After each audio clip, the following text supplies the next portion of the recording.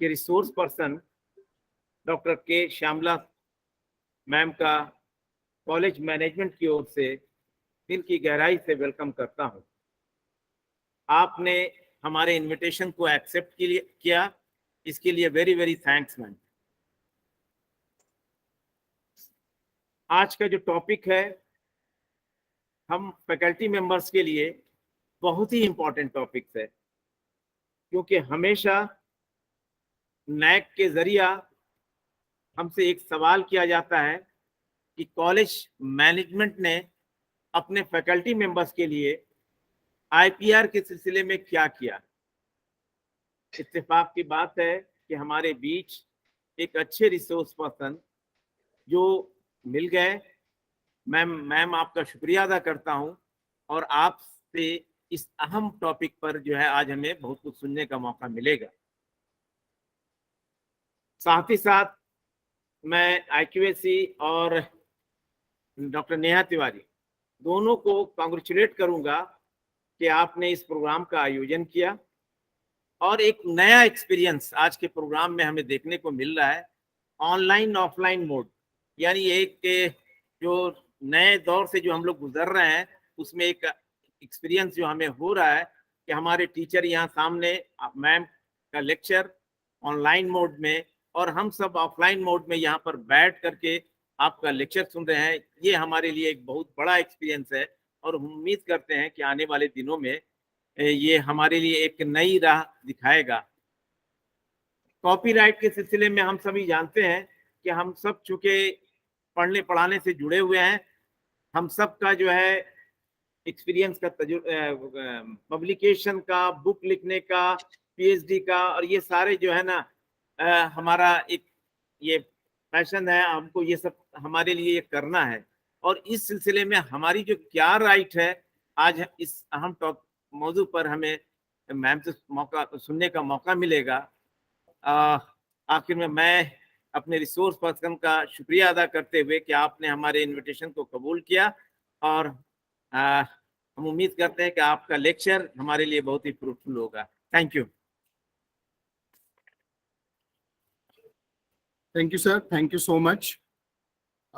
As sir was telling that in the present scenario, किस तरीके से ये लेक्चर बहुत अहमियत का रखता है, एंड मैम आपको बताऊं कि इस वक्त we are organising this lecture and only 3 of us are online, and all our teachers are here sitting in front of us in the auditorium. So we have almost 50 plus teachers belonging to different faculties, different disciplines are here listening to your lecture. Now I request Dr. Neha Tiwari to brief the audience about a short introduction of our resource person and to invite our resource person for her lecture. Dr. Neha Tiwari. Thank you, Yayaji. Good afternoon, everyone. And it is my privilege to introduce today's resource person, Dr. K. Shamla, to all the faculty members present here. Dr. Shamla is working as Associate Professor in National University of Study and Research in Law, Ranchi, Jharkhand. She is also the Director of Research and Training Wing of the university. Dr. Shamla has also handled the various forums of universities, such as Child Rights Cell and Human Rights Cell of the university. And you will be definitely pleased to know that she has been gold medalist in her post-graduation in law. She has been awarded PhD in 2009 from Sri Venkateshwara University, Tirupati, Andhra Pradesh. Before joining NUSRL Ranchi, she has worked in UPS Dehradun and National Law University, Jodhpur. Dr. Shamla has authored 9 books related to law, and she has also written 19 research papers for prestigious national and international journals. Dr. Shamla has undertaken a major research work on bottlenecks of procedural law in collaboration with the Judicial Academy of Jharkhand. Her research project was sponsored by Ministry of Law and Justice, Government of India. It's a matter of great pride that many suggestions of her research work has been incorporated in CRPC, the state of Jharkhand, by passing the state amendment bill with the assent of the President of India. No need to say that she is very popular among the students because of her command over subject and pro-student approach. Presently, she is supervising 3 PhDs and many LLM dissertations of a parent university and IGNOU. Madam, we are honored that you accepted our invitation to deliver a lecture on intellectual property rights and copyright issues for our faculty members, and I'm sure we will be very much benefited from your knowledge on the subject. We express our gratitude that despite having fever, you consented to be here today. With utmost request, with utmost respect, I invite you to speak on today's topic. Thank you, Nehaji. Thank you to Karim College, Jamshedpur, for giving me this opportunity. So I'll share the slide PPT which I prepared. Okay.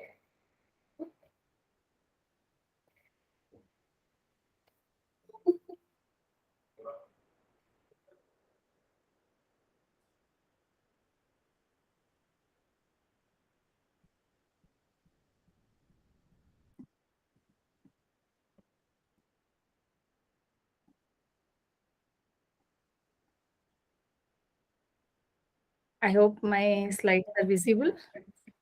Yeah, it's visible.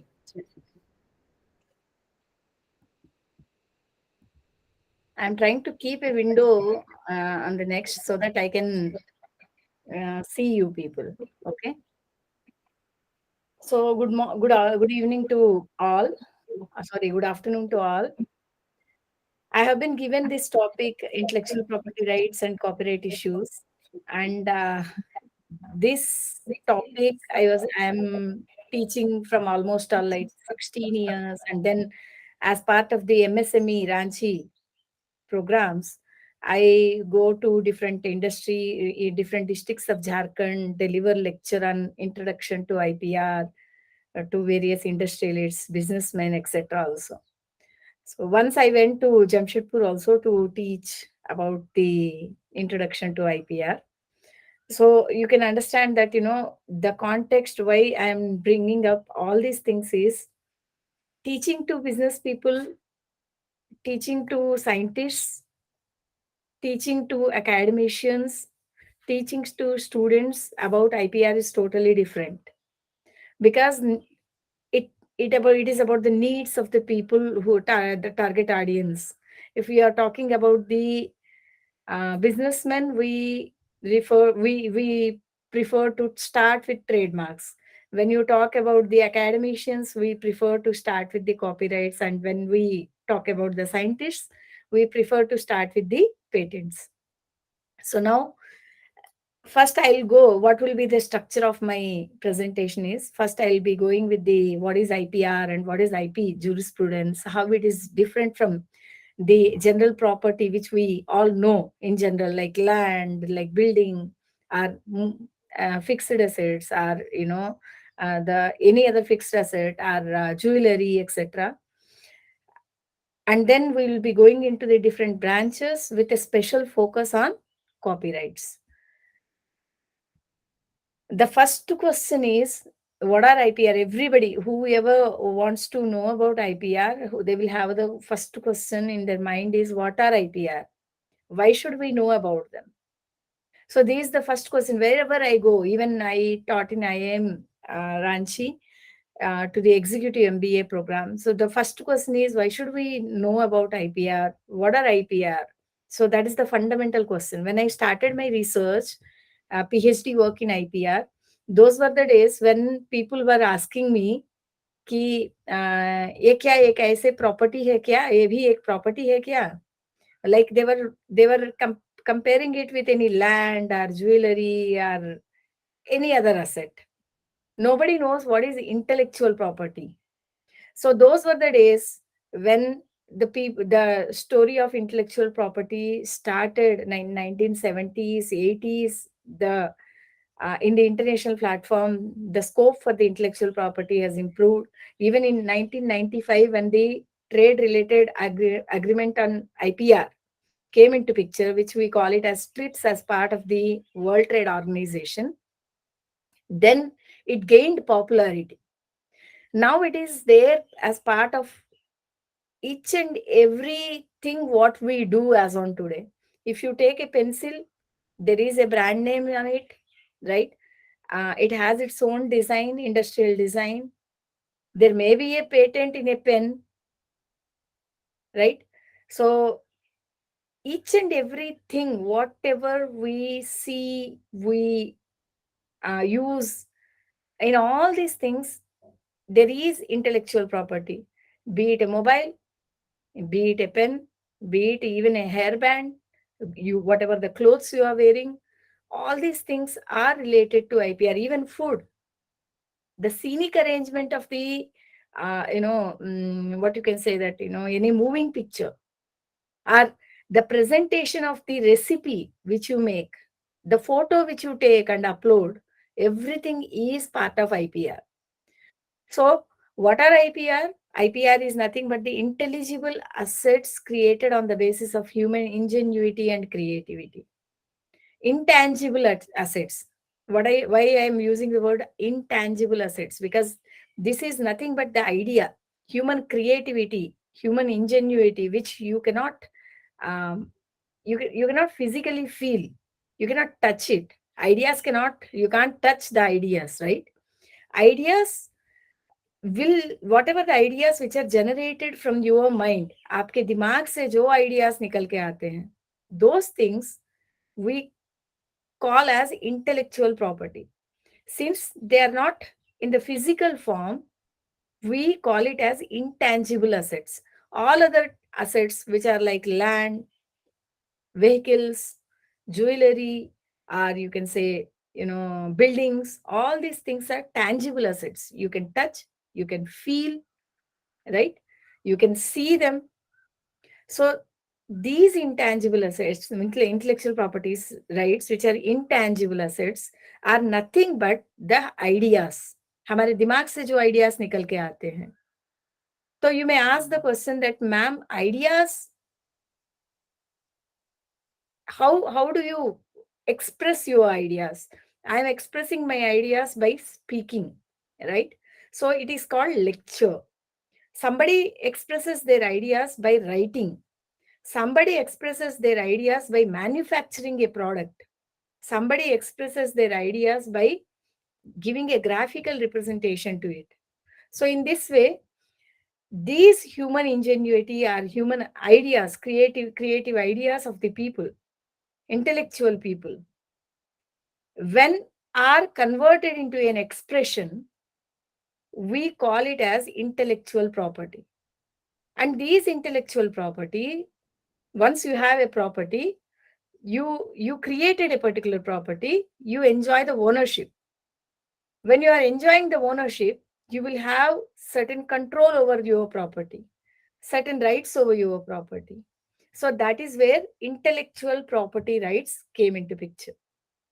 Again, I am repeating, intellectual property, it is the creativity of our intellectual creativity of a human being. When converted into a expression, we call it as intellectual property. And whatever the rights you enjoy over your creation or your intellectual property is called intellectual property rights. Why should we know about them? As I told you in the starting itself, that it is part of everyone's life as on today. Especially for academicians, copyrights is the main, because we write a lot of articles, books, then we write blogs, right? So whatever you are expressing your ideas, whatever the way you are expressing your ideas in a literary form, dramatic form, artistic form, or cinematograph film, sound recordings, all these things are part of copyright. So in that, for us academicians, we normally refer to the lectures are also copyrightable. Whatever the audio lectures, video lectures, or even simple classroom lecture, or otherwise whatever the articles you write, whatever the blogs you mention, So all these ideas are coming under the copyright. So for us, it is very important. When you go to the scientists, patents is the main. Then when you go to the businessman, trademark is the main. And rest, there are so many other types of IPR, which are whenever it is applicable, wherever it is applicable, we use those IP forms or types of IP according to our requirements. So now, since it is part of each and every movement of our life, we need to know about it. When you go to the shop to purchase a cooker or purchase a TV, we have certain brand names in our mind. Sony TV. We feel that Sony TV gives good clarity of the picture, good quality picture would be there on the screen, right? So that is the what you can say, that trade quality, the quality of the trademark named Sony. When you go to the what you can say, mobiles, Apple has different stand, whereas when you go to the OnePlus has different stand. People go ask, I need OnePlus, I need Apple, right?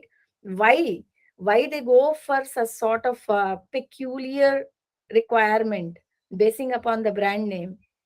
Because that particular product acquired certain quality, has certain value in it.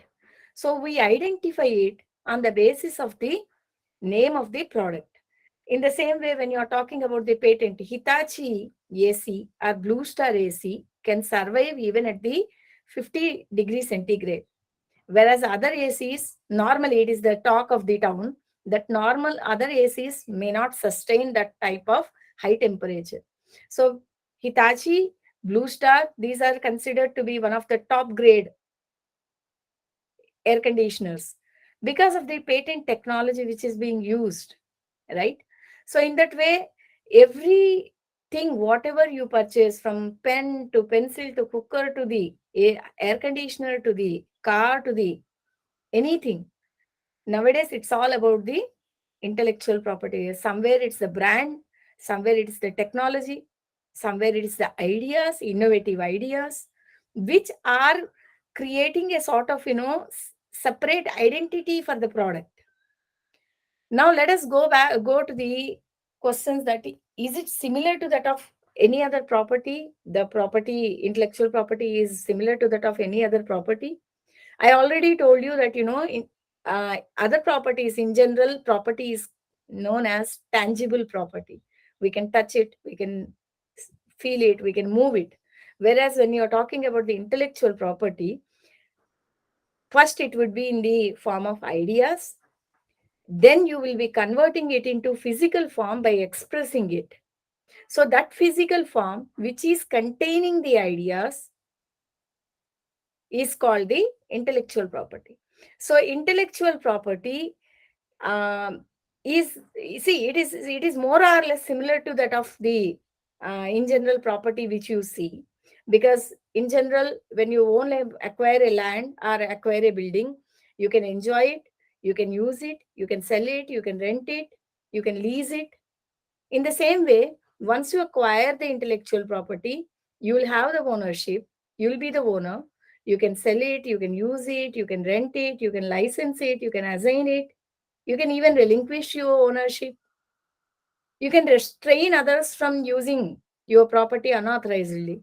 जैसे आप जमीन पे कोई किसी और को नहीं आने देते हैं, इन द सेम वे आप जैसे आप बोलते हैं कि ये मेरा प्रॉपर्टी है, आप घुस नहीं सकते हो मेरे प्रॉपर्टी में, you restrain the other persons from entering into your property. In the same way, you can restrain the other persons from using your intellectual property unauthorizedly. You can sue for infringement also. Fine, you have civil remedies, criminal remedies. जैसे आपको normal property में किस तरीके से हक होते हैं, in the same way. Once, see, even for the land also, building also, once you purchase it or once you build it, you register, go to the registrar office, you register, right, in the property in your name. In the same way here also, when you created something, in certain properties, it is certain intellectual properties, registering is mandatory. Or for the better protection, even एक building है आपके सामने है, मैंने आपके नाम, आपका अपने दादा परदादा का बिल्डिंग है, वो आपके नाम पे नहीं है, रजिस्टर्ड नहीं है. So what happens that when you go to the court, you have to prove to the court that कि ये मेरा property है. Whereas if you have a document, legal document in your name declaring that you are the owner of that particular property, तब क्या हो जाती है, when you go to the court will take that particular legal document as an evidence, right? So that from there they will prima facie consider you as the owner. That is the similar treatment which is given to the intellectual property also. If you register at your intellectual property, then you will be considered as the owner, legally recognized owner. If somebody is claiming that this property what you owned is actually not your property, it is their property, or if they are trying to show that you are infringing their property, or you want to sue some other person for infringement of your property, then this legal document will help you in prima facie proving your ownership. Once you go to the court, file for an infringement, there are civil remedies, criminal remedies. You can get the compensation, you can get the royalty, you can even penalize the other person who is violating your intellectual property. So it is more or less similar to that of tangible property only. Only difference is that this particular property, intellectual property, is limited in nature. Ownership is very limited. For patents, you can enjoy it only for 20 years. Ownership can be enjoyed only for 20 years. Trademark, 10 years. After that, you require re-registration. How many times you re-register, that many years you can enjoy your ownership over that particular property. Trademark. Copyright, lifetime of the author plus 60 years. Likewise, for all other types of IPR, we have different time frames which are provided, which prescribes that this is the fixed limit within which you can enjoy your ownership over your own creation, right?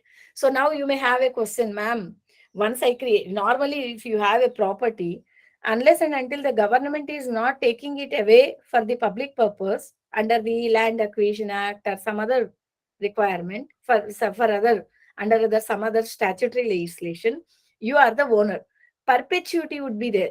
Your grandfather enjoyed the property, then it is being given to your father, then to you, then you enjoy, your son will enjoy, then your children will enjoy. When you are talking about the intellectual property, very limited, right? So why this limitation is there? What is the jurisprudence behind giving, granting of protection to IPR?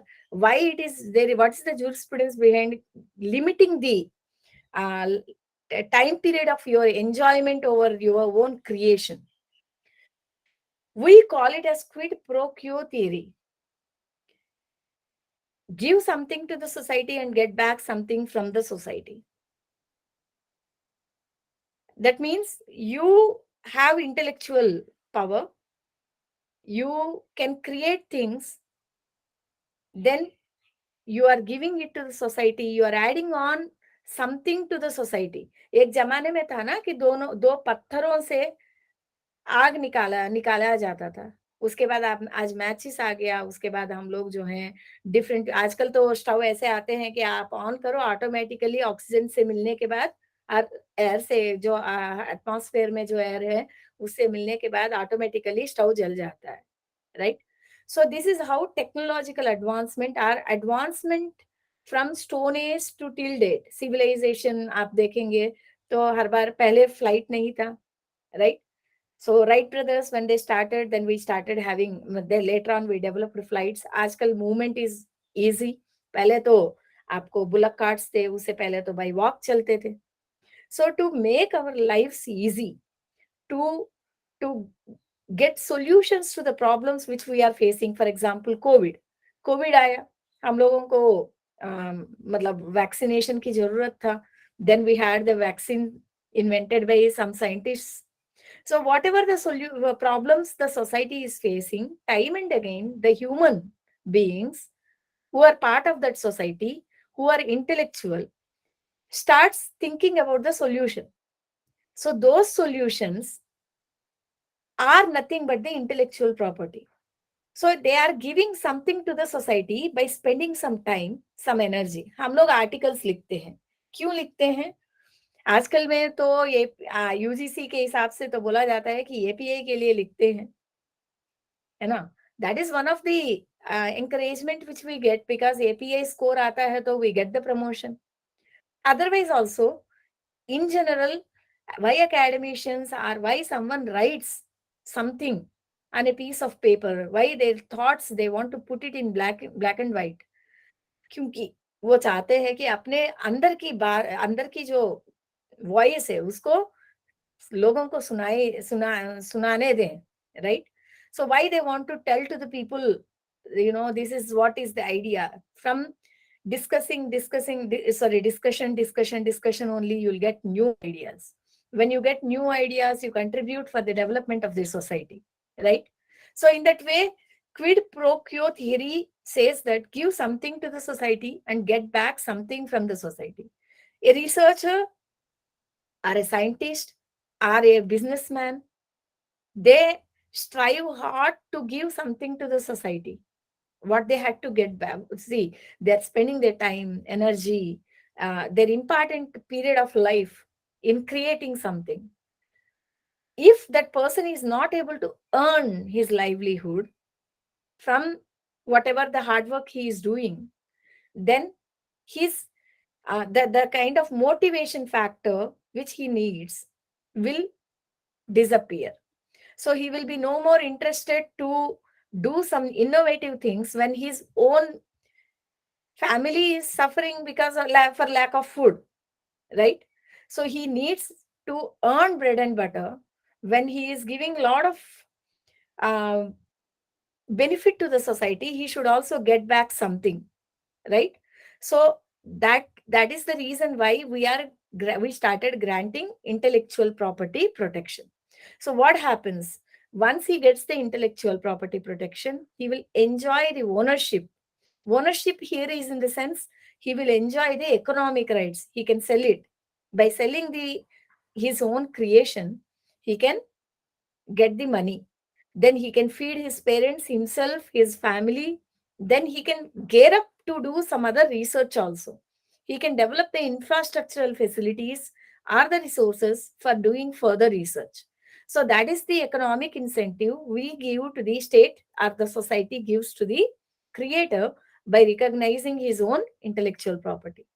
Now, what is the benefit to the society? As I already told you that, COVID, these are some of the examples. You talk about the agricultural biotechnology, or you talk about the pharmacogenomics, all these kind of scientific developments in the field of either maybe medical, maybe mechanical, maybe computer science. In all these things, the primary beneficiary is the society. Whatever I create, who gets the benefit? It is the society which gets the benefit, and I am also part of that society, right? Now, because of the existence of many creators, we get different products, or you can say there are similar, there are more than 10 or 15 similar types of ACs are there, air conditioners are there in the market. So I have a choice as a consumer. I can choose whichever is more suitable to me according to my economic needs, according to my requirements, right? So it in that way it reduces the competition also, because it creates a sort of fair competition.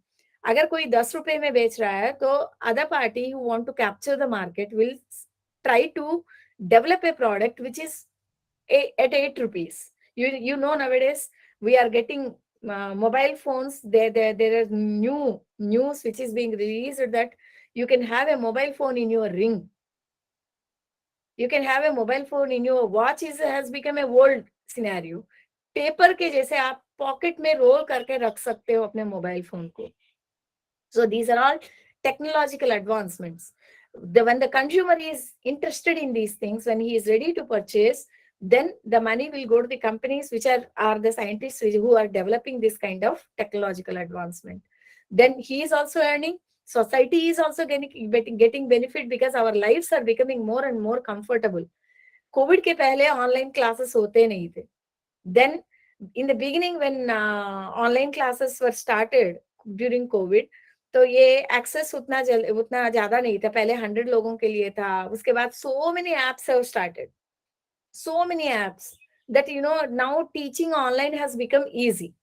So whatever the problems we are getting, the creators are providing solution to it. So those solutions are making the lives of the people who are living in the society comfortable. That is why state is also pro to IPR and creator is also pro to create IPR. So this is the reason why state is interested in granting protection to IPR. Now coming to the types of intellectual property rights. You can see here that I made certain slides or certain material. Let me put it little big. See, you can see here when you are talking about the idea when it's converted into some expression, we call it as copyright. So what kind of expression? It may be a literary work, it may be dramatic work, musical work, as I told you. So somewhere when you are talking about where everything will start in the intellectual property, everything will start with an idea. Here also, if you see, it starts with idea when you are talking about the patent. Here also you see it starts with the idea when you're talking about the trademark. It is also an idea with reference to industrial designs. So in each and every type of IPR, you start with an idea. That idea, when is expressed in different forms, like when it is expressed in the form of a poem, we give protection under copyright regime. When an idea is involving a technology and creating a good by inventing a particular good, then we call it as patent. So either you manufacture a new type of good through in an innovative way by using the technology, or you are coming up with a any invention by through certain process, not only manufacturing, you can say scientific process, some technological process, then we call it as patent. So here also it is about the idea only. When you are talking about the trademark, it is any business, whatever the business you want to start, it starts with an idea. Look at Reliance. Reliance started with an idea, right? So when a business or when a company, when a manufacturer maintains a particular quality and captures some identity in the market for his brand, then we call it as trademark. Trademark actually talks about the origin of the product, from where the product has originated, right? Hindu, Hindu कहाँ से है? Hindu paper आता है, कहाँ से आता है? Bennett and Coleman company, right? So in that way आप कोई भी प्रोडक्ट लीजिएगा, it has its own address or it has its own origin, right? So by looking at it, made in Japan है कि made in China है कि ये Toshiba का है, ये आपका सैमसंग का है. So these are all the brand names which tells us about the origin of the product. Origin here has not from the perspective of the geographical location where it is being originated. Here, when you are using the trademark, we are talking about the company. The product has been manufactured by which company. So by looking at the trademark, you can tell that this is of so and so company. Whereas when you are talking about the made in Japan, made in China, or Assam tea, or Kanjivaram sari, we call it as geographical indication. Even Kanjivaram sari, or you can say tussar silk, etc. All those things have started with the idea only. Disclosure, once the idea has been started, then they maintained a particular quality, maintained a particular identity. Then that became very famous with that particular place, Agra ka Peta, right? Then we call it as, we then it acquired certain reputation, certain identity associated with that particular geographical place. Then when it is to be recognized, we register under the geographical indication. So trademark is for the business purpose, geographical indication is for the purpose of protecting the identity of a product which has been manufactured at a particular place by few societies or people or the family for many years or times immemorial, we can call it as. Some products are like having 100 years old history. Some products may have 500 old year history. Some products may have 60 years old history. So this history which is associated with that particular place, we call it as geographical indication. When you are talking about the industrial design, it is about the idea to present a particular product in a unique aesthetic sense. We know, we take different tumblers, we call glasses, right? So each and every glass, the purpose of the glass is to take water or to drink juice or something. But that shape of the glass, look of the glass, aesthetic appeal, when almost all differs from one product to another product. So that aesthetic look or the appearance, when it's different, we go to register that particular design under the industrial designs, right? So these are the different types of IPRs we have.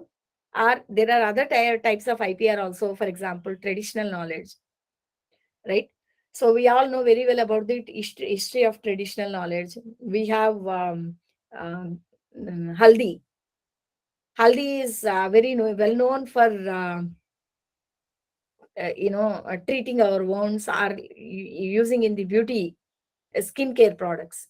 So in India, we use neem for certain purposes. So all these things are nothing but traditional knowledge. We explore the nature, and whatever the nature is giving, whatever the qualities which are there in the natural products, we explored it, we identified it, and we incorporated it in our day-to-day life. So that is called traditional knowledge. So this is how, these are the different types of IPR which we have. Now let us move on to the copyright part. What is copyright? As I told you in the beginning that, copyright is the legal term which is given to identify the rights which are given to the creators of the literary work, musical work, artistic work, sound recording, cinematography.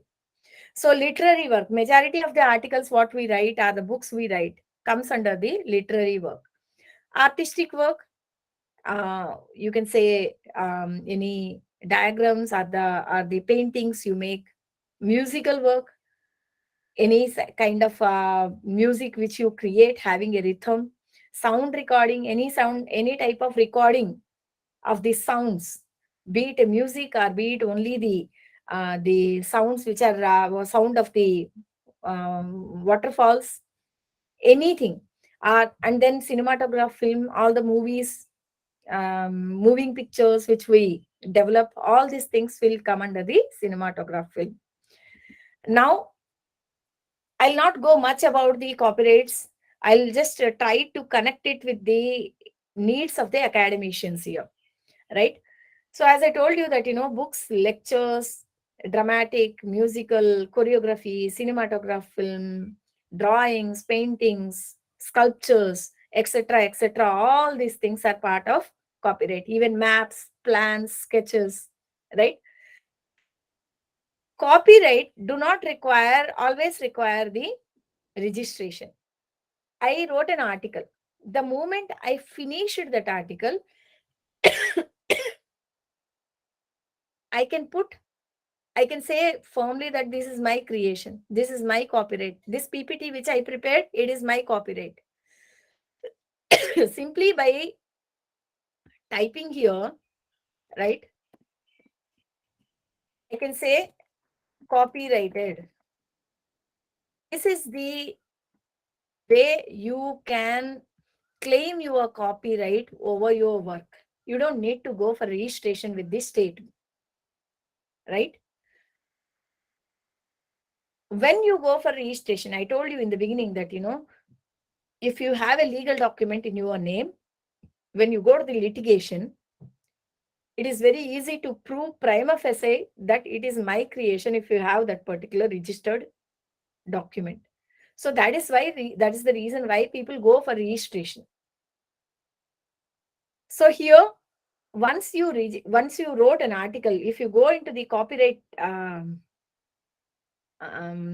website, the copyright register of the copyright website, there you will find even articles, even you can say songs, dramatic, musical, all these things. They paid certain amount, whatever the requisite fee, they register, because they believe that if you have a legal document, then you can easily prove the infringement in the court.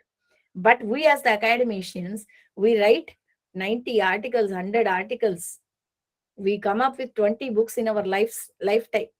In India, the production of the articles and the books by the academicians is too high in number compared to the Western countries. In Western countries, normally in the entire in their entire lifetime, maybe they will come up with 3 or 4 good books. But very, very, very much thankful to our own academic pressure which has been created, we come up with 100 articles. I saw a professor saying that, I published 100 articles. Somebody says, no, I published 150 articles. Is it possible for us to go for registration of each and every article? It's not possible. Or otherwise also, we normally try to get the ideas by reading different articles. We try to take some parts of the other articles also into our article. We paraphrase it, or we rewrite the entire idea in our own way. So it's not easy for us to prove that, ours is original thought. So here, when you're talking about the literary work, since there is so much of complication is there, they kept it open, that no need of registration. Once you finish the work, you can simply write this particular thing and you can put it in the public domain. Once you claim that you are the author, then, or you can simply say author Dr. K. Shyamla. Sufficient enough. Even if you haven't put this particular thing, still, if you claim that I am the author, sufficient enough to prove that it is your copyright. Okay.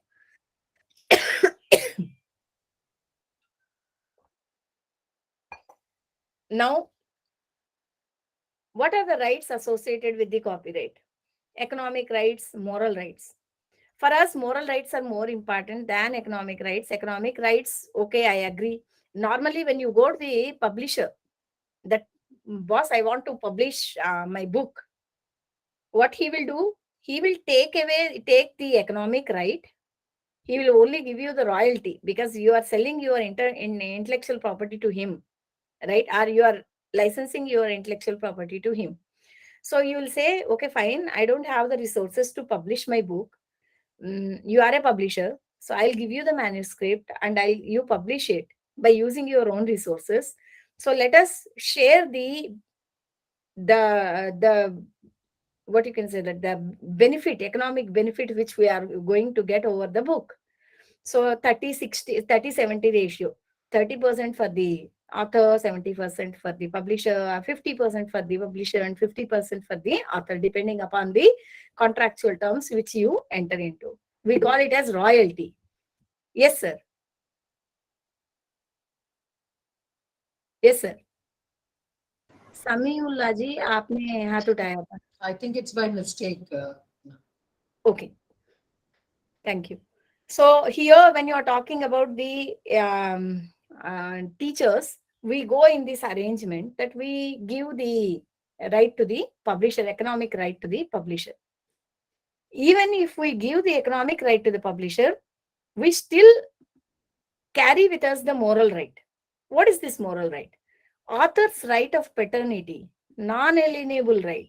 So, along with your work, your reputation is also going, right? Along with your painting, your name, your image, your image is also going. When I am writing an article, when I am taking a lecture is in the lecture, whatever the copyright is there, since you are recording, you will be taking it because you commissioned me to do this particular job, right? Now, if somebody is making fun of my lecture by taking a small piece of work, piece of this particular recording, making a derogatory statement which is affecting my reputation, then I can sue that person for the violation of the moral right, right? So economic right is about the commercial interest of the author in the work. Whereas when you're talking about the moral right, it is the right about your integrity, about your own reputation. So economic right will exhaust once the lifetime plus 60 years of the author is done. Like once I died, after that for another 60 years the my legal heirs can enjoy the copyright over my work. जैसे आप बता सकते हैं अम्बेडकर जी का recently ही जो है life time plus 60 years खत्म हुआ था। 1 ईयर एक साल रिमेनिंग था, तो बीजेपी ने पूछा था कि हम लोग अम्बेडकर जी के वर्क्स को रिप्रोड्यूस करना चाहते हैं। तो their family said no, we are not going to give. That is obviously there is so much of political thing which is going on between both of them. But BJP said that okay, fine, I will wait for 1 more year because lifetime plus 60 years of the author, that is the copyright lifetime of the term of the copyright will get over by next year. After that, the entire work will flow into the public domain. So here the term of the copyright is lifetime plus 60 years of the author. Till that period, economic rights will be vested with the author only. After the expiry of the term of the copyright, what happens? The work will flow into public domain. Anybody can use because your ownership has expired.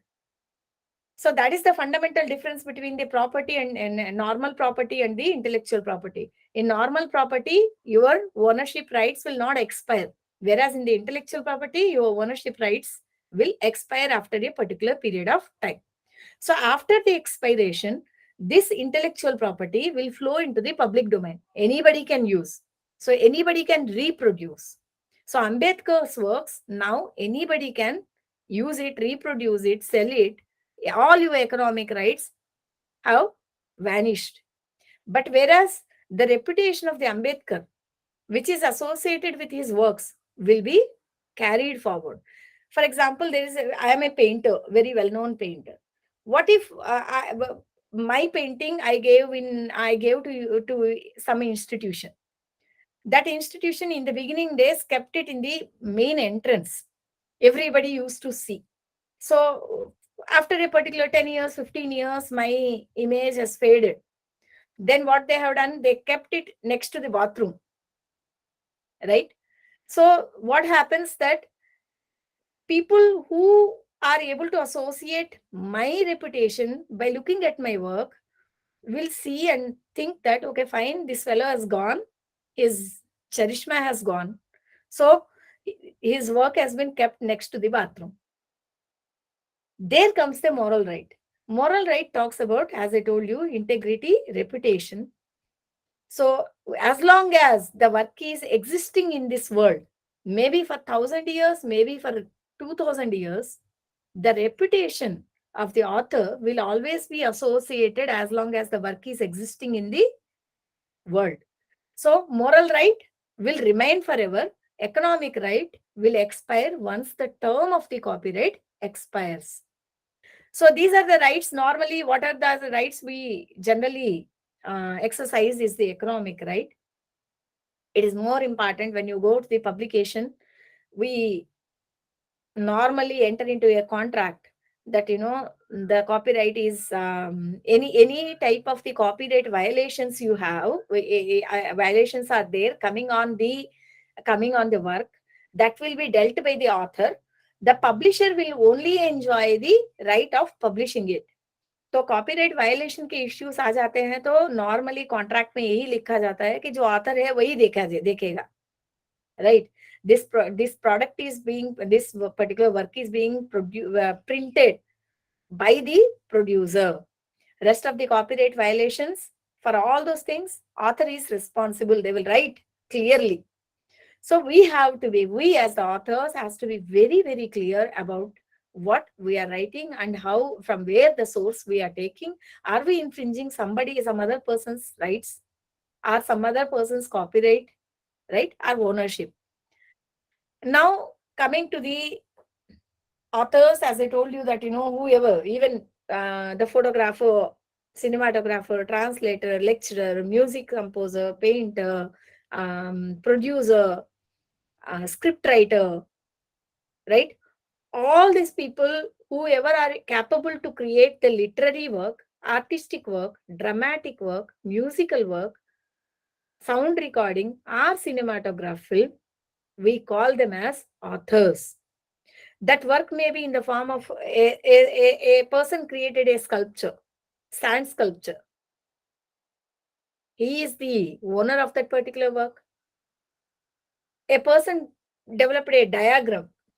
He is the owner. So whoever is the one who created the ownership, he will be the author, right?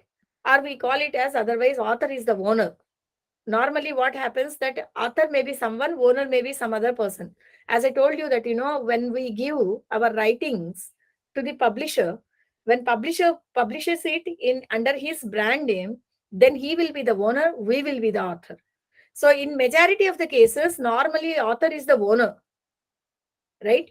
Or the creator is the owner. But sometimes when it is a commissioned work, or the work which is being carried out at the order of some other person, then he will be the owner according to the contract, whatever the contract you enter into, right? We deliver lectures in the class. Are we the owner? No, we are not the owner. We are the author of our lectures. Owner is the university or the college where we are employed, right? So in this way, we try to differentiate between the author and the owner. Duration of the period, I already explained to you. I'll not get into the related rights. I'll just simply say that related rights is nothing but the neighboring rights we call, that which is called about the performer's right or producer's right, broadcasters, like you have Z Telefilms, broadcasting, or any other broadcaster we have as on today. So many broadcasters are there. So their rights are being specially recognized apart from general copyright, right? Performers, Shah Rukh Khan performing, right? The style of the Shah Rukh Khan, or you can say Gabbar Singh का, ठीक है, जो dialogue है, बहुत famous dialogue है. All these things are performers' rights. So under copyrights, in general, we have the rights which are given to for the literary work, artistic work, musical work which you created, or the sound recording, or the cinematography. Second, another side, you have performers' work, producers of phonograms, broadcasting organizations' rights. If a cricket match is being organized by a broadcasting agency, then the ownership over that broadcasting will be vested with the broadcasting agency. Performer, in the movie, the dialogue delivery, style of dialogue delivery, Amitabh Bachchan has his own way of dialogue delivery, right? Shah Rukh Khan has his own way of dialogue delivery. Those things are associated with the performer. But the whole picture, whole movie, whatever is being produced, that will be the producer's ownership. Director will have his own authorship. Then the music composer will have his own authorship. Then you can say that scenic arrangement, which has been choreographer, will have his own authorship. But since all these authors collectively gave the ownership to the producer will be the owner of the the entire cinema or the movie, right? And if that movie is being broadcasted through a particular organization, then that over that broadcasting, that organization will have right. This many types of bundle of rights will be there under copyright. In particular, in one particular work, we see normally Sarigamapa movie TV show, right? So many rights are associated in that particular 1 hour TV program which is being broadcasted. Broadcaster's right is there, the cameraman's right is there, then the what you can say that the choreographer's right is there, the performer's right is there. So this is how the copyright works. Basically, the subject matter of the copyright talks about literary work, artistic work, dramatic work, musical work, cinematograph film, sound recording, then performers work, producers work, producers of phonograms works, then broadcasting organizations work. So this many bundle of rights are there which are being ensured under the copyright framework. Now coming to the infringement of copyright, which is very important. When copy right becomes or copying becomes wrong, right? Normally we do the same thing. When we write मक्की का मक्की निकालते हैं, right? We say that कि कोई बोलता है कि मक्की का मक्की निकाले हैं. Normally when we see, we correct dissertations or the articles of our students, we see that, they take 2-3 articles, then they merge, ऊपर नीचे कर देते हैं, and then they will submit it to us. So what we do, we find out the sources, and then we will say that, it is somebody's copyright, somebody has produced this, you are not the creator, so you just did a minimal hard work, and then you come forward to submit it by claiming it as your own authorship. You created it. How are you not feeling shy? These are the words which normally we use. Some other person's hard work, you are claiming it as yours. How far it is justified, right? So here, when you are talking about the infringement, or when you are talking about, copyright protection, one thing comes important: originality. We always test a particular work on the basis of originality. How original your work is, your thought is, the way you expressed, how original it is, right?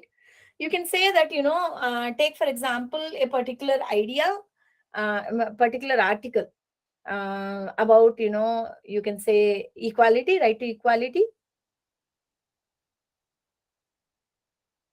Then there are, after Google came into the picture, or whatever the digital sources have come into picture, on Article 14 of the Indian Constitution, that is the right to equality, I can find more than 1 crore works existing.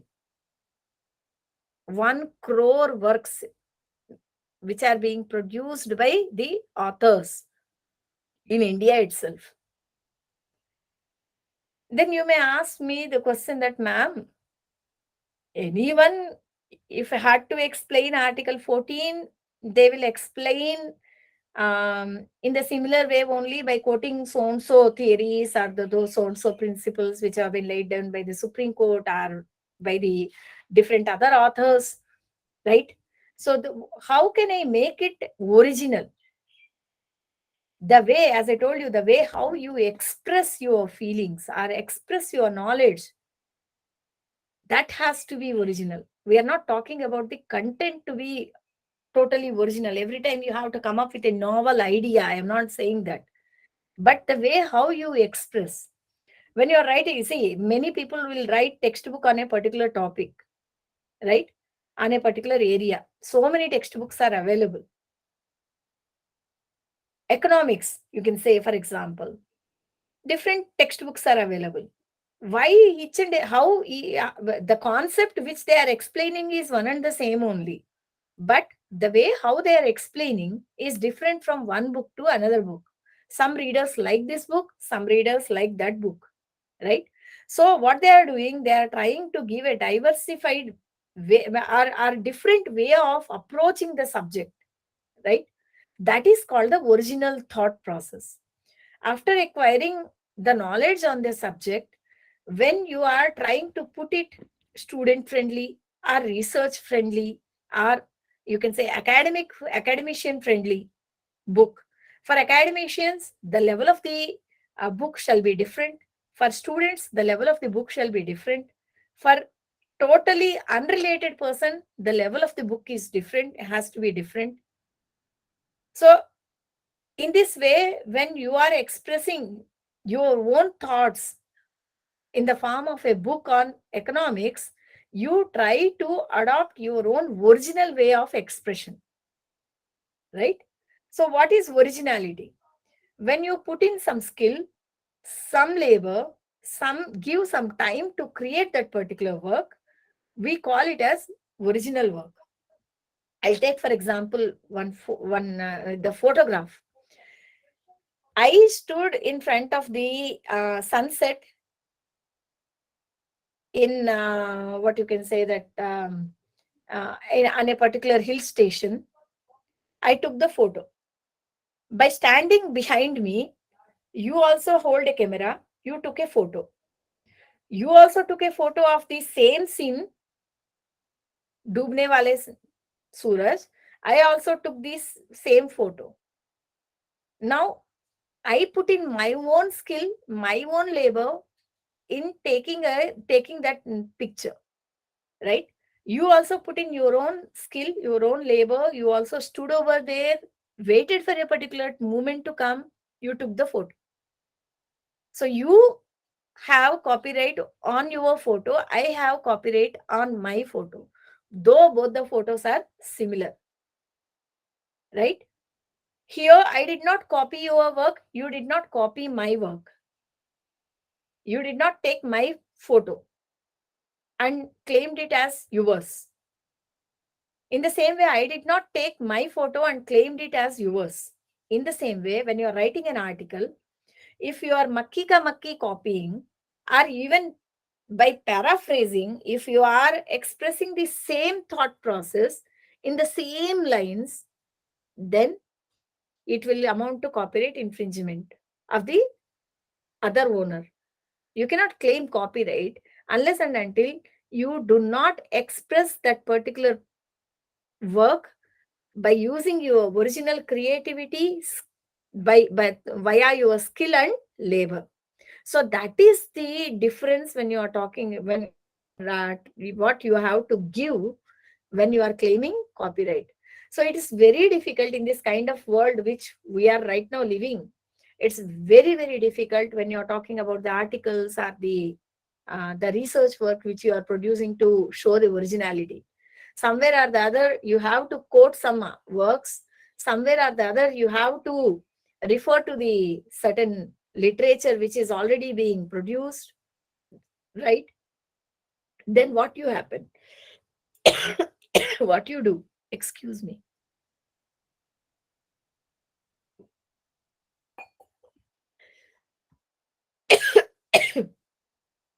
When it comes to infringement, we all academicians should know that, when you are taking some other person's work substantially, then we call it as a proper copy. It is nothing but an infringement of some other person's copyright, right? So if you are doing unaltered copying, हमारे यहाँ students आते हैं, students बोलते हैं कि ma'am हम फलाने book से लेके टाइप किए हैं, मैम मैंने कॉपी नहीं किया, टाइप किया है. यार टाइप टाइप करने से तुम्हारा अपना एक्सप्रेशन कैसे होगा? ये तो मैकेनिकल वर्क है ना. You did not put in your skill, you did not put in your own labor. Typing is not a labor for the purpose of copyright.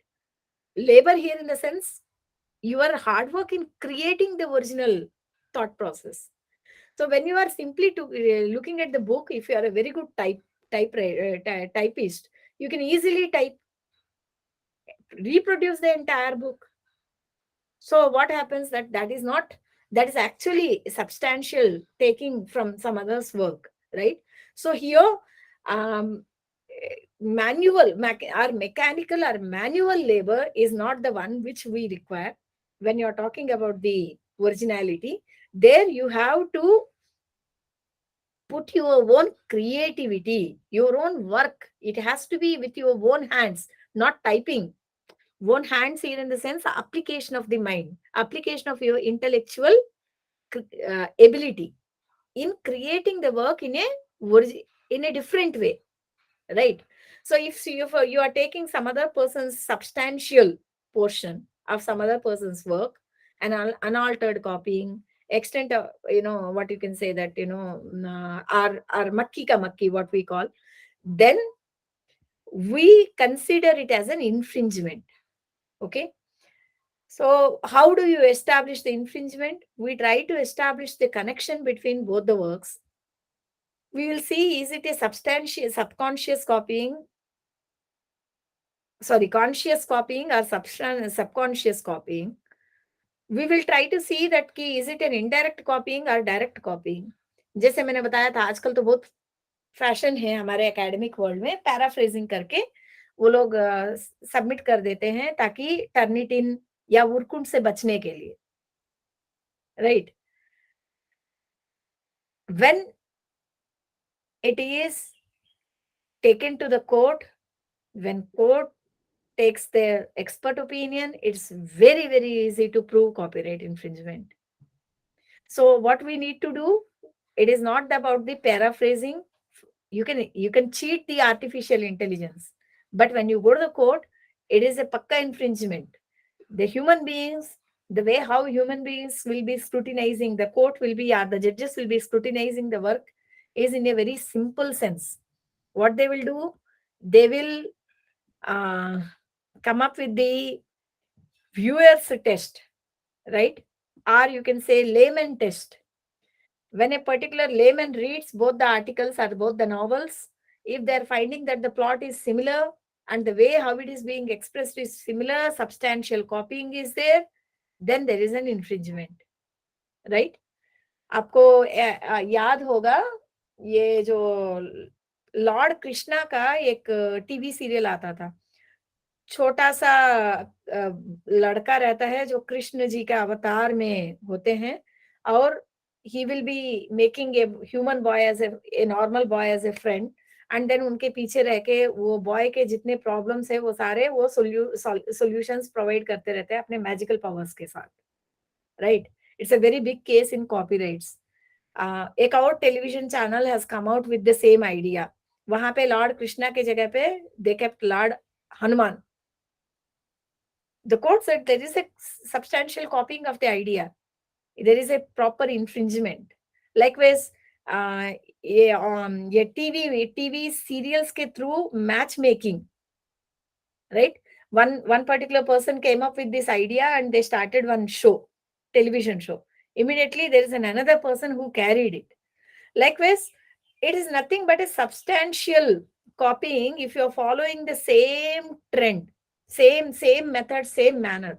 If the other party is coming up with another idea, though it is about match fixing only in a different way of expression, then he can sustain the infringement claims, right? So how you can say ये लोग यहाँ पे लड़का लड़की को ही लेके आते हैं onto the stage to make the match fixing. वहां पे he can adopt another method. Fixing is a universal concept. Nobody can have a ownership over the universal concept. But the way how you are showing to the viewers your television show, that makes the difference, right? So here it is to be like viewers test.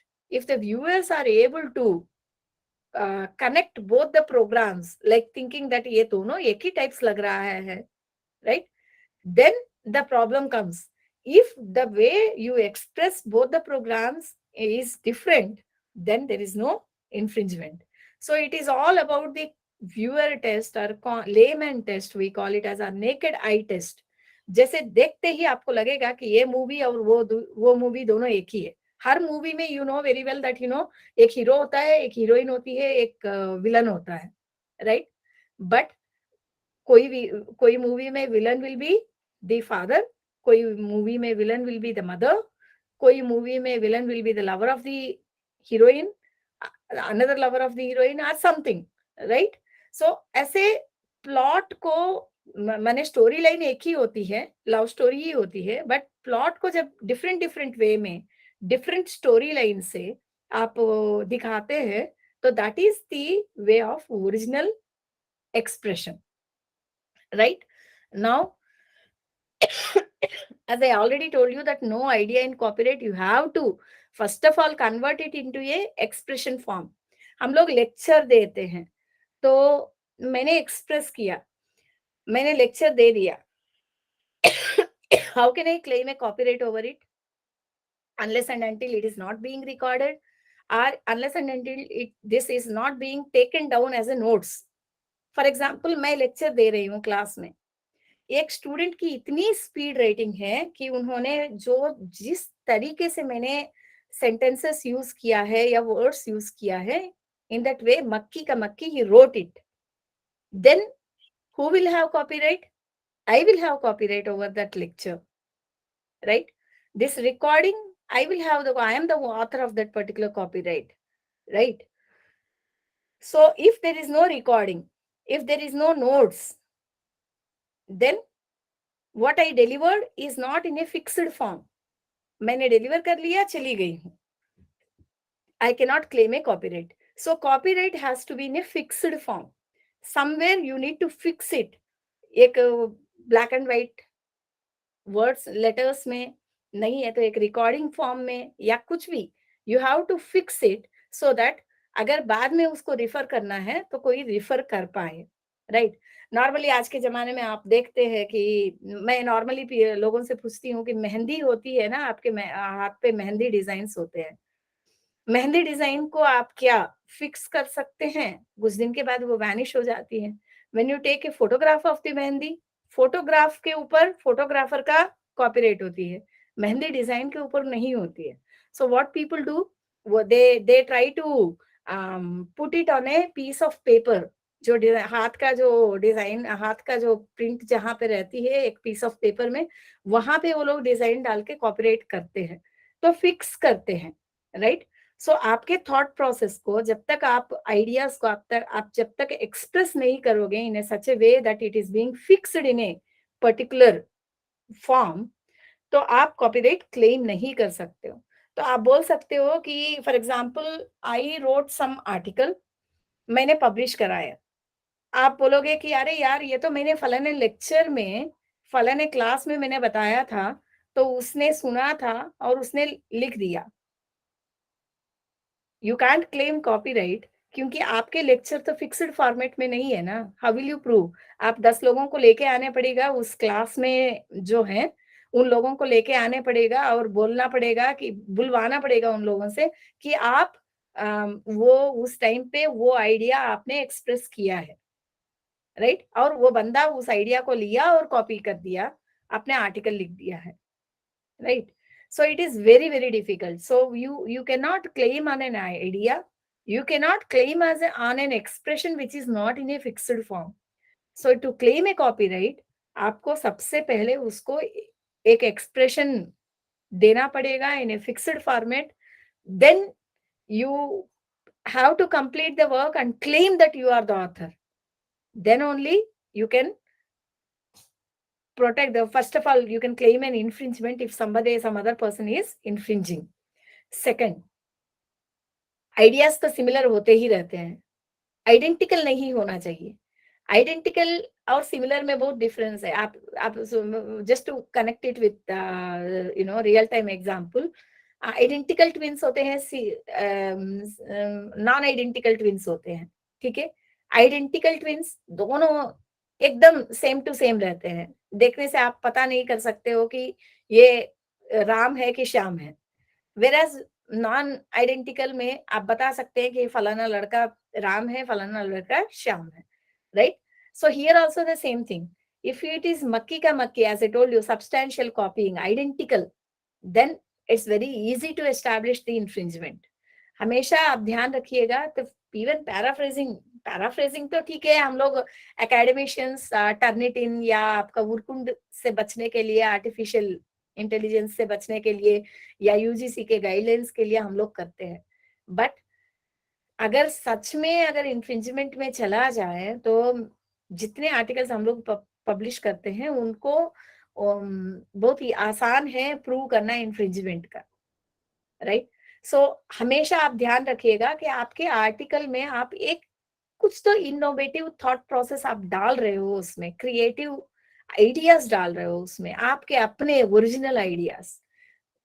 चाहे हो सकता है कि आप historical background of a particular topic similar ही होगा, 10 author डालेंगे या हजारों ऑथर डालेंगे, हिस्टोरिकल बैकग्राउंड अलग नहीं हो सकता है.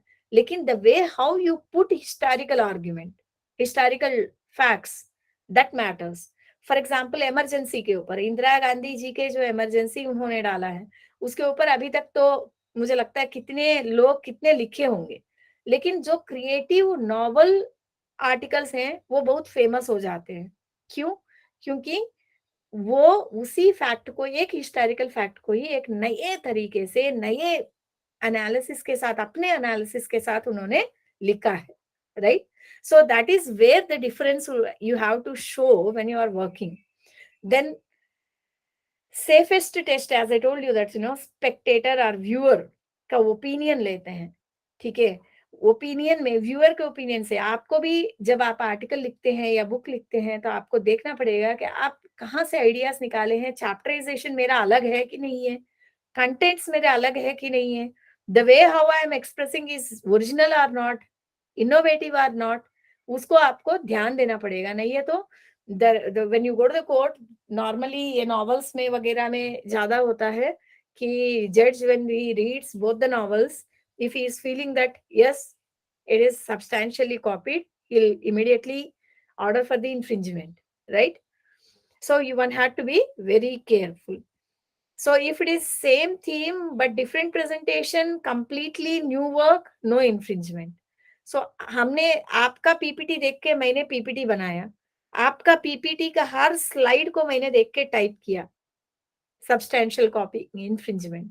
अगर आपके पीपीटी के पॉइंट्स को मैंने डाइजेस्ट करके मैंने अलग से उसको डिफाइन किया, मेरे अपने तरीके से उसको प्रेजेंट किया, then there is no copyright infringement. We were used to told by the professors that there is a difference between information providing and knowledge sharing. Information, आप 10 बुक से जो एक बुक से पढ़े हैं, उस बुक के इंफॉर्मेशन को आप क्लास में दे रहे हो, you are not adding anything to it. Knowledge sharing में एनालिसिस होती है, आपके अपने खुद का क्रिटिकल एनालिसिस होती है. सो वो आर्टिकल में जब आपका खुद का क्रिटिकल एनालिसिस होगा, आपके खुद का व्यू पॉइंट्स आप एक्सप्रेस करेंगे, we call it as knowledge.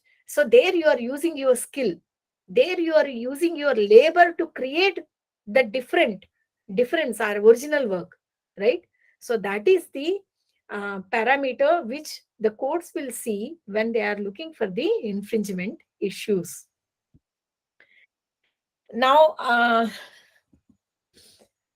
if there is a violation of copyright, what happens? As I told you that civil remedies are there, criminal remedies are there. Majorly people go for the civil remedies only. एक बार एक professor हमारे पास आए थे, he was working in IIT, some IIT. He came to me and asked कि whatever the research work he produced as part of his PhD was kept in the library, and then कोई जो बाद के generation के students हैं वो लोग उसको देखे, and then they developed a paper and they published it in an international journal. Science community में, साइंटिफिक कम्युनिटी में ये बहुत ज्यादा मैटर करती है. ठीक है. Then he said that I want to file an infringement. should I go, what should I do? Should I go to the court to file a civil suit, or should I go to the police station to file a larger complaint? I said both are available, sir. You can go to the court, you can first serve a legal notice to that person, call for a civil remedy, you can go for a civil litigation. Civil litigation में क्या हो जाता है कि वहां पे आपको compensation मिल जाता है, ठीक है, आपको मॉनेटरी बेनिफिट दिया जाता है. Whatever the monetary loss you suffer that will be repaid. Criminal में क्या हो जाता है, the person who infringed he will be given the penalty, he will be punished, right? So I said it's all your choice. You can go for both. You have civil remedy, criminal remedy, as well as administrative remedy also. Like for example, if somebody's copyright is being violated, you can approach that particular journal authorities that, you know, this is my work which is being copyrighted. That fellow did not mention my article or my work as a literature review, so you please cancel his publication. So that is an administrative remedy, whereas civil remedy, criminal remedies are available for copyright infringement. Here you can say injunction. In the civil remedies we have different injunctions like damages, etc. Whereas when you are talking about the criminal remedies, it's very very serious, cognizable offense, imprisonment also, sometime up to 3 years, then fine if it is proved, depending upon the economic value the work carries. उसको उसके ऊपर fine up to 2 lakh rupees can be given by the district court. Normally copyright के जितने litigations होते हैं वो district जज के कोर्ट में ही होते हैं, ठीक है, उससे नीचे नहीं होते हैं. jurisdiction is given in that way only. So you go to the police station, file an FIR, then you proceed. They will collect the evidence and then they will lodge the complaint, and the accused will be brought before the court, right? So this is how the criminal remedies will operate. And majorly criminal remedies are taken are can be seen, are availed by the producers of the movies or the musical albums, because there the economic loss is too huge, right, heavy. Whereas for authors like us, we don't bother actually. Scientists, basically, for the purpose of the scientists, their journals, their articles, their ideas are like very, very important. So they don't normally talk about their ideas in a general platform. They publish it because publication is one of the proof of your ownership, right, or your authorship. So they normally go for publication. There, once one particular person publishes some particular idea about a particular chemical reaction or a particular chemical equation, then that becomes his own property, right, intellectual property. Then some other person, if they want to use the same chemical formula or the chemical composition or the process, then they had to take the permission from the other person. Normally, for academicians, what we do, we give a due acknowledgement in the name of footnotes, in the name of references, right, bibliography. So that is one of the way to express the gratitude to those authors who worked before us in creating the knowledge pool from where we are, on which we are building our own ideas, right? हम लोग अचानक कोई भी subject जो है ऊपर से गिर के नहीं आता है. हमारे जो पूर्वज हैं वो लोग काम करते करते करते आए. So there is a sort of knowledge pool which is already being created by our civilization, our society, human beings, right? So where we are starting, where they ended, there we are starting. In the literature review also, in our research methodology, we explain that how this work has been dealt by how many people in how many ways, right? So till to what extent they developed, and frame from where I am starting, and till what extent I am dealing in my work, then what is the scope for the further research, right? So that is where we call it as due acknowledgement, giving a due acknowledgement to the efforts made by our seniors, are our ancestors. So we have to give an acknowledgement in our work, right? This is all about the copyright. Any questions? Or ma'am, can I move little bit forward to the other areas called patent and other things?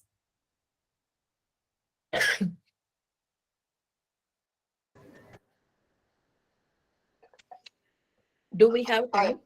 I think, ma'am, we can invite question on copyright. So if we'll go for patent and all, it will take much more time. So if anyone has question regarding copyright, I think we can welcome. Yeah, definitely.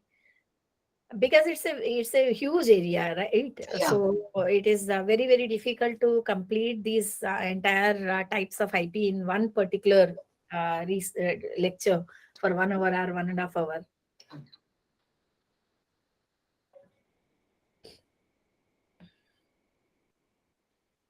Any questions? Thank you very much, ma'am. Thank you so very much for this very comprehensive It and would very have detailed been lecture. it would have And been certainly a it lot would of have been issues good. have been addressed.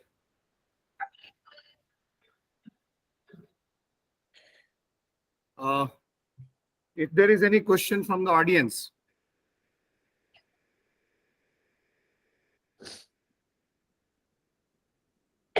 Sir, is there any?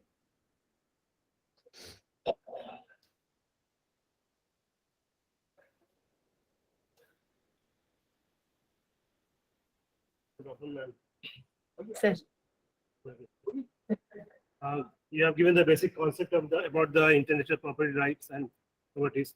In the concept of economics, there is a various vast area in case of manufacturing industry, and we have discussed last of education system. But in the case of research and development, without research and development, you can't progress in innovative approach. And particularly in the educational system, we are taking away from the vocational courses, enhancing in large scale as the case of routine subject. How can you discuss in this part? Thank you. Actually, I can anyone rephrase what he said?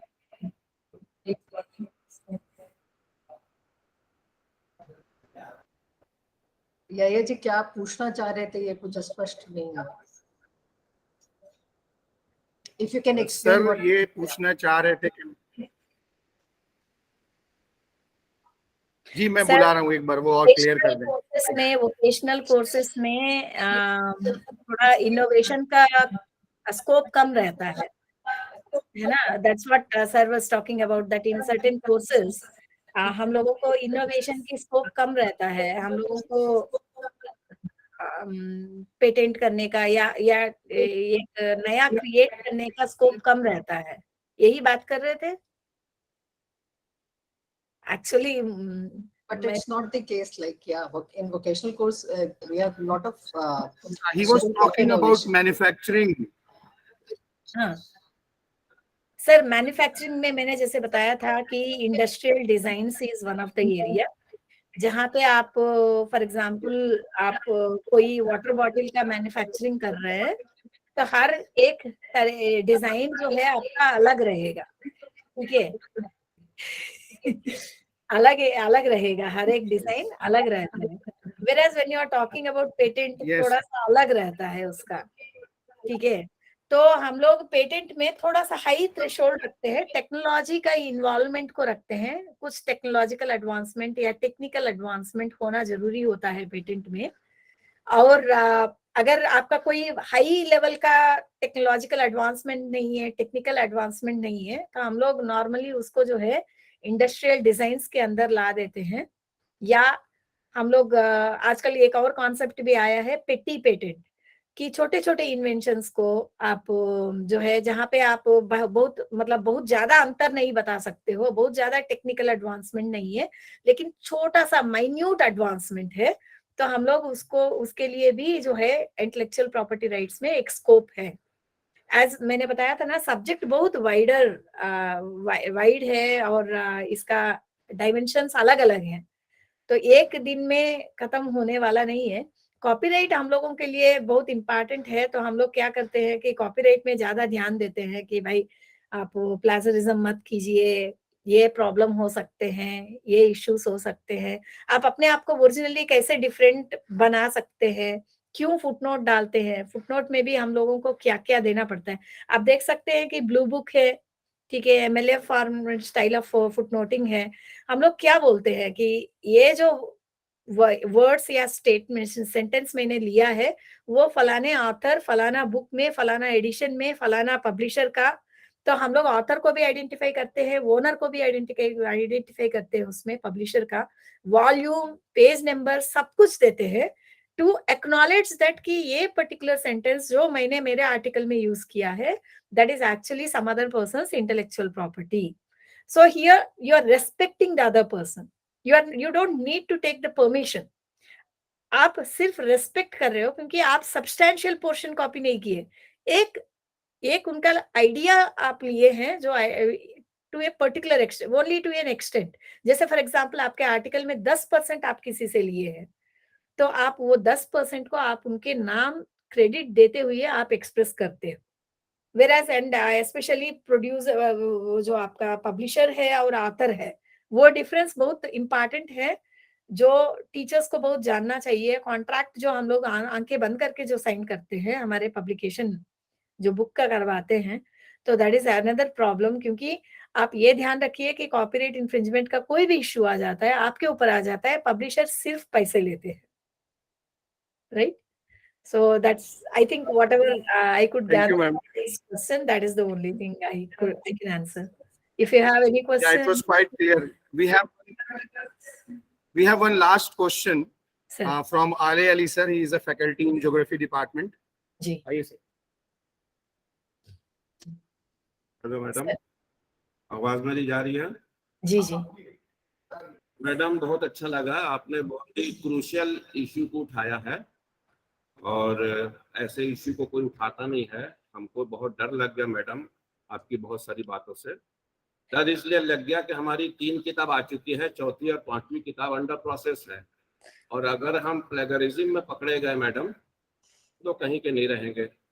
इसलिए आपसे एक गुजारिश है कि kindly उसका detail, क्योंकि technically हम लोग आधी बात सुने आधी बात नहीं समझ पाए, इसलिए कि वॉइस बिल्कुल क्लियर नहीं था, तो उसका डिटेल एक पीडीएफ बना के यहिया सर हमारे आईपीएस इंचार्ज को भेज दीजिएगा ताकि हम लोग सतर्क हो जाएं, क्योंकि हमारी 3 किताबें जो आ चुकी हैं वो कुछ किताब का कोटेशन भी है, हमारी अपनी थीसिस का भी है, कुछ पब्लिश कुछ अनपब्लिश्ड, तो हम कहीं पकड़े ना जाएं। बाकी की जो मेरी 2 किताबें वर्ल्ड टूरिज्म और दूसरी 4th बुक जो मेरी आने वाली है, मोस्ट प्रोबेबली 6 महीने के अंदर 2 बुक मेरी और आ जाएगी, तो हम उसमें उस सतर्कता को बरतते हुए वो किताब को हम पब्लिश कराएं। Thank you very much. Thank you sir, thank you. I will send. ये 1-to-1 फिजिकल हो जाता तो और अच्छा होता, ताकि हम लोग आपस में बात भी कर सकते थे और अच्छा कम्युनिकेट कर सकते थे एक दूसरे के साथ। रांची बहुत दूर नहीं And है। Ranchi is not far away, so we will surely try to invite you, ma'am, someday. Thank you. Wese the voice was quite clear and we were able to understand it. And the good thing is that we have recorded the whole lecture. So we will be sharing the lecture in our YouTube channel also, so that our faculty members can be benefited from the lecture also, from the video also. Now I invite our very young faculty, Dr. Mujahidul Haq, to propose the vote of thanks.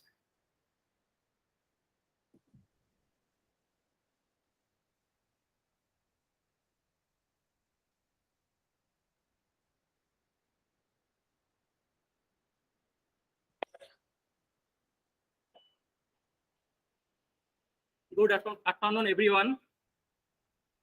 It has been our privilege and a matter of immense joy to have such a distinguished speaker like Dr.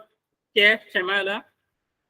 In this event, first of all, I would like to thank all the faculty, all the members of IQAC and IIC for organizing this lecture, and our speaker, Dr. K. Shamala, for delivering such a valuable online lecture on intellectual property rights and copyright issues, and for enlightening us. Now, I would like to thank our respective faculty members and non-teaching staff of our college and other participants for being part of this lecture. This lecture has been meaningful on account of your presence. So thank you all for being here and joining us.